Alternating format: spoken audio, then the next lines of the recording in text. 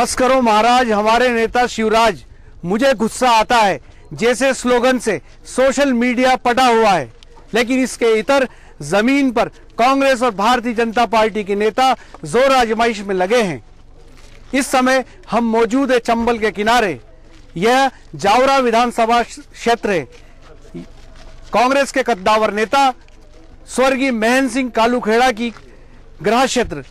यहां पर कांग्रेस की पूर्व सांसद मीनाक्षी नटराजन और कांग्रेस प्रत्याशी के सिंह कालूखेड़ा चुनाव अभियान में लगे हैं और मतदाताओं से वोट मांग रहे हैं।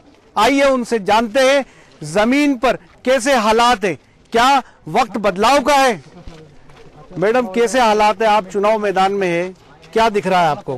पूरे क्षेत्र में एक परिवर्तन का वातावरण है। आपने सवाल में कहा कि वक्त बदलाव का है। बदलाव लोगों के चेहरे में साफ दिखाई देता है। जो आज से कुछ समय पहले तक एक मायूसी होती थी और ख़ास तौर पर किसानों के गोलीकांड के बाद तो एक दहशत, एक मायूसी, निराशा और हताशा देखने को मिलती थी। जब से 6 जून को आदरणीय राहुल जी पिपलिया मंडी की सभा में आए हैं, उस दिन से हम देखते हैं कि किसानों के चेहरे में एक उम्मीद की किरण दिखाई देती है और वो कांग्रेस की तरफ बहुत ही आशा भरी निगाहों से देख रहे हैं। मैडम ऐसे कौन से बड़े मुद्दे हैं जो ज़मीन पे दिखाई देते हैं, जो सरकार की नाराज़गी बताते हैं? सबसे बड़ी जो नाराज़गी है वो किसानों की इस बात की नाराज़गी है कि आज तो बहुत सारे फसलों के जिस तरह से दाम बहुत गिरते गए हैं और जिस तरह से हम देखते हैं कि कुछ फसलों का तो ये आलम है कि परिवहन तक का जो पैसा है वो वसूल नहीं होता। लागत राशि को ये सरकार कम कर नहीं पाई, फसलों के दाम ये सरकार बढ़ा नहीं पाई।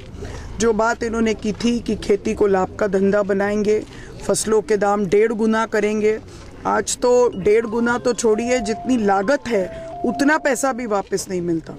अभी पिछले 2 दिन पहले एक किसान ने लहसुन का जो उसकी पर्ची कटी मंडी में, उसको सब जगह व्हाट्सअप किया और पता चला कि 100 रुपये की उसकी पर्ची कटी है। अगर ये हालत रही किसान की तो आज मैं हमारे दलोदा में कुछ स्कूल्स हैं जहाँ पे ग्रामीण पृष्ठभूमि के ही बच्चे पढ़ते हैं।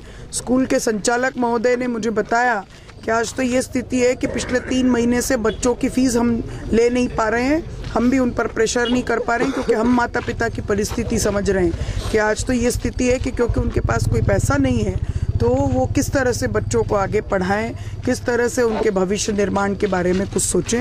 ये कुछ मुख्य समस्याएं हैं। फिर दूसरी जो सबसे बड़ी चुनौती है वो ये कि मोदी जी ने कहा था कि हर साल 2 करोड़ नौजवानों को काम देंगे और आज हम हर गांव में जाते हैं, नौजवान बेरोजगारी की समस्या से जूझ रहे हैं, कहीं ना कहीं बहुत हताश महसूस करते हैं।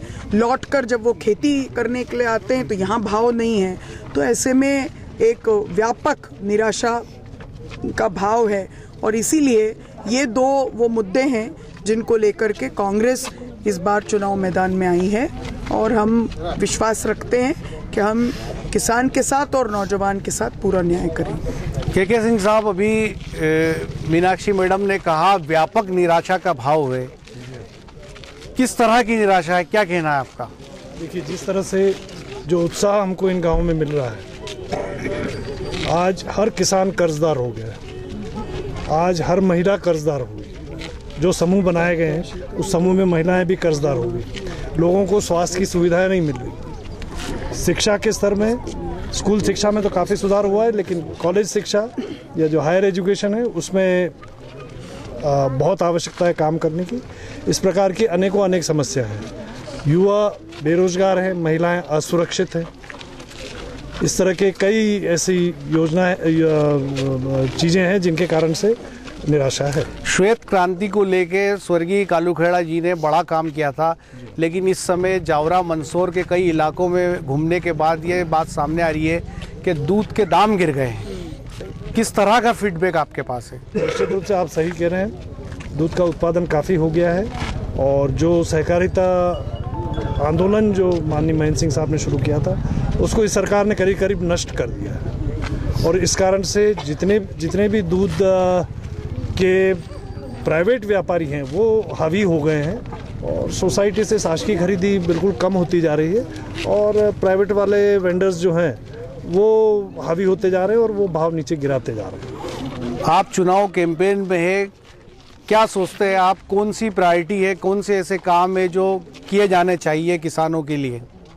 देखिए, किसानों के लिए जहाँ तक है, सबसे पहले तो उनको भाव मिलना चाहिए। आज जो भाव उनको मिलना चाहिए वो भाव नहीं मिल रहा है। आप देखेंगे कि 2003 में जब कांग्रेस सरकार खत्म हुई थी तब सोयाबीन का भाव 5,000 था। आज सोयाबीन का भाव 2,500 और 3,000 रुपये आ गया। ये सरकार की नीतियों के कारण से। कभी भी जब बाजार या उत्पादन बढ़ता है तो उत्पादन जब बढ़ता है तो उसके लिए बाजार ढूंढा जाता है और बाजार राज्य से आपको देश में और देश से फिर आपको संसार के बाजार में जाना पड़ता है। आयात और निर्यात की जो स्थिति है वो सरकार ने बहुत ख़राब कर रखी है। जैसे कि आप लहसुन में ले लीजिए, लहसुन का जो निर्यात होता है वो करीब करीब ख़त्म हो गया। अभी चने, गत वर्ष डॉलर चना आना प्रोडक्शन स्टार्ट होना था, उसके पहले ही सरकार ने लाखों टन बाहर से आयात कर लिया।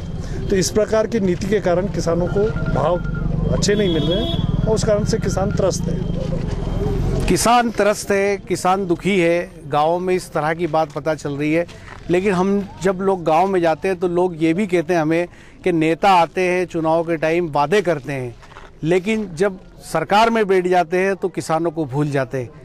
क्या आप इससे सहमत हैं? देखिए, ये निर्भर करता है प्रति नेता के ऊपर। मोदी जी आए, फेकोलॉजी करी तो निश्चित रूप से किसानों को और आम जनता को ये महसूस हुआ कि ये धोखा हुआ हमारे साथ। कांग्रेस ने कभी भी इस तरह का धोखा नहीं किया। कांग्रेस ने हमेशा जो कहा है वो किया है। अब अभी मुख्यमंत्री शिवराज सिंह मालवा के दौरे पे थे, उन्होंने कांग्रेस को के लिए कहा कि कांग्रेस लड़ाने की राजनीति करती है।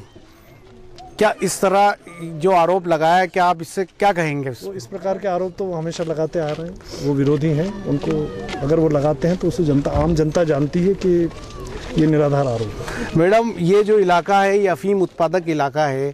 क्या चुनाव में डोडा चूरा की खरीदी और डोडा चूरा को एनडीपीएस एक्ट से बाहर निकालने का भी मुद्दा है? क्या किसान इस तरह की कुछ बात कहते हैं, आप सोचती हैं? फिलहाल तो किसानों ने बड़ी संख्या में, जैसा कि के सिंह जी ने भी अपनी बात में कहा, फसलों के दाम के बारे में और जिस तरह से भावांतर योजना के माध्यम से निराशा हाथ लगी है किसानों को, उसके विषय में अपनी बात रखी है। लेकिन जो आपने कहा वो हमारे क्षेत्र के खासतौर पर मंदसौर और नीमच और रतलाम के भी लगे हुए इलाकों में अफीम उत्पादक किसानों के सामने जो परेशानी डोडा चूरा की खरीद के बंद होने के कारण है वो अपनी जगह है और हमने सब जगहों पर उनसे चर्चा की है और जब कांग्रेस की सरकार आएगी तो इस पर एक विस्तारित योजना बनाएगी। मैडम, आप मालवा में तूफानी दौरे कर रही है, क्या लगता है आने वाले दिनों में किस तरह के नतीजे आएंगे? हम लोग पूरी तरह से आशान्वित हैं कि आदरणीय राहुल जी के नेतृत्व में जो लड़ाई किसान और नौजवान के न्याय, अधिकार और उनको आत्मनिर्भर बनाने की उन्होंने शुरू की है, उसको हम जरूर आगे लेकर जाने में कामयाब होंगे। Thank you. ये थी पूर्व सांसद मीनाक्षी नटराजन और कांग्रेस प्रत्याशी के सिंह, जिनका साफ तौर पर कहना था वक्त बदलाव का है और आने वाले समय में मध्य प्रदेश में किसानों की सरकार बनेगी। इनके दावे में कितना दम है ये आने वाला वक्त बताएगा। मेरे सहयोगी दीपक कटारिया के साथ मुस्तफा हुसैन, जावरा।